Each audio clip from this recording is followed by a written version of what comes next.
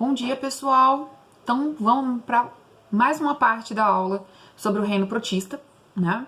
Professora Carla, biologia. E agora a gente vai falar um pouco sobre os ciclos de vida das algas, né? Então, a gente sabe que a reprodução no reino protista, ela pode acontecer de forma assexuada e sexuada, né? Assexuada, quando eu não tenho troca de gametas e os indivíduos gerados são iguais, né, idênticos à célula que originou eles, né? Então, idênticos à célula mãe, tá? E na reprodução sexuada, a troca de gametas. E quando a troca de gametas, eu tenho uma questão de variabilidade genética, né? Então, o indivíduo, ele é diferente geneticamente das células que ele originou, né? Ele não vai ser nem totalmente igual à mãe, nem totalmente igual ao pai, vamos colocar assim. E o primeiro ciclo de vida, né, das algas é o ciclo haplonte, né, onde o indivíduo adulto ele é haploide, por isso haplonte, né? E o que acontece nesse ciclo haplonte, né? A gente tem a questão do indivíduo adulto ser um indivíduo haploide, um organismo, né, haploide, e esse organismo, ele vai sofrer mitose para formar os gametas. E os gametas formados nesse ciclo haploide, né, no ciclo haplonte, eles são haploides também. E quando haver a fecundação desses indivíduos, desses gametas, né, eu vou ter a formação de um zigoto. E esse zigoto, ele vai ser diploide, tá? Ou seja, ele vai ser 2N, né? E depois desse processo, para ele formar de novo, né, para ele formar um organismo haploide, ele vai sofrer um tipo de meiose que a gente chama de meiose zigótica, que é uma meiose que ocorre no zigoto, para formar o indivíduo novamente haploide, tá? Esse ciclo haplonte, ele vai acontecer em alguns fungos, em alguns protozoários e em algumas algas verdes, tá? As algas são seres muito especiais e cada uma tem um ciclo reprodutivo, né? Não existe um ciclo reprodutivo único para algas. Eles podem ser desses 3 tipos. O primeiro deles, a gente acabou de ver, que foi o ciclo haplonte, tá? Um outro ciclo que as algas também fazem é o ciclo chamado diplonte, aonde esse organismo adulto, esse indivíduo adulto, ele é um organismo diploide, ou seja, 2N, tá? E esse organismo, o que vai acontecer com ele, né? Esse organismo diploide, ele vai sofrer uma meiose gamética para formar os gametas haploides, os gametas N. Depois da fecundação, eu vou ter o zigoto formado 2N e novamente uma mitose para que se forme um organismo diploide, tá? Esse ciclo, né, ele vai acontecer justamente nos animais, nas algas verdes e nas algas pardas, tá? Então, as algas verdes, elas podem ter ciclos conforme a espécie, haplonte ou diplonte, tá?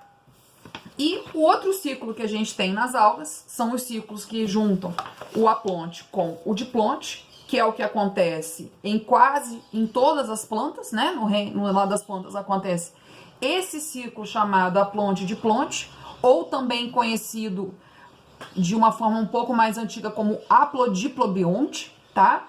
E é o ciclo que a gente viu e vê lá na botânica chamado de alternância de gerações, aonde eu tenho uma fase haploide e uma fase diploide muito bem marcada, tá? Elas são bem marcadas ao longo do ciclo de vida do indivíduo, tá?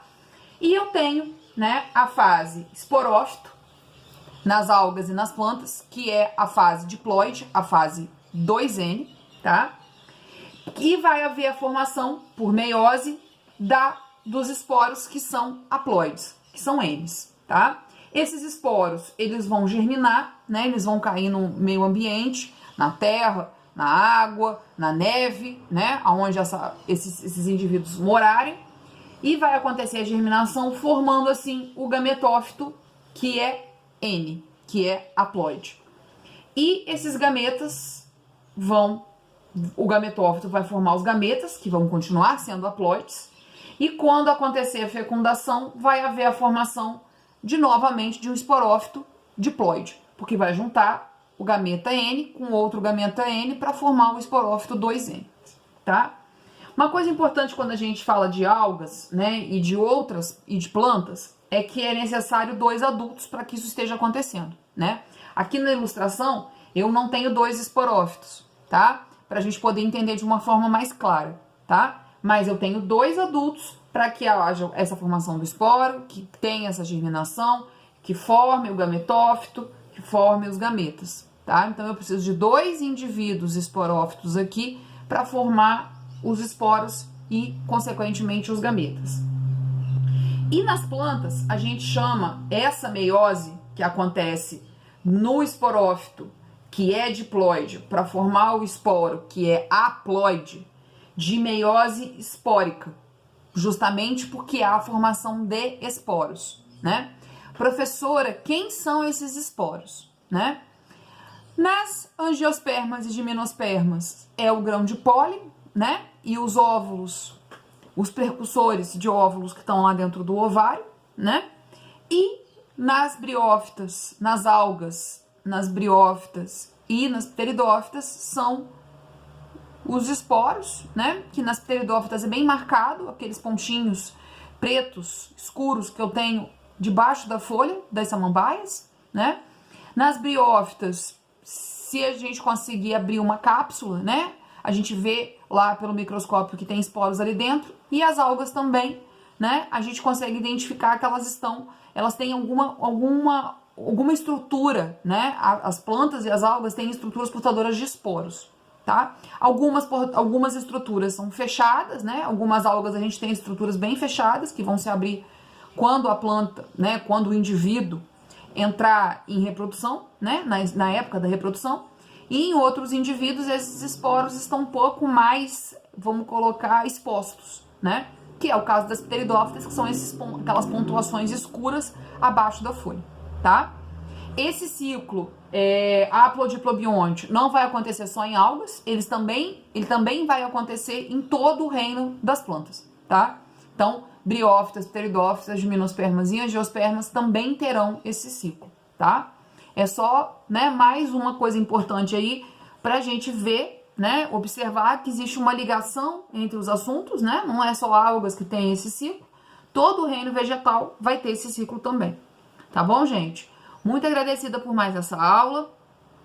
Não se esqueçam de fazer os exercícios e de tirar as dúvidas, tá bom? Um bom dia e um grande abraço.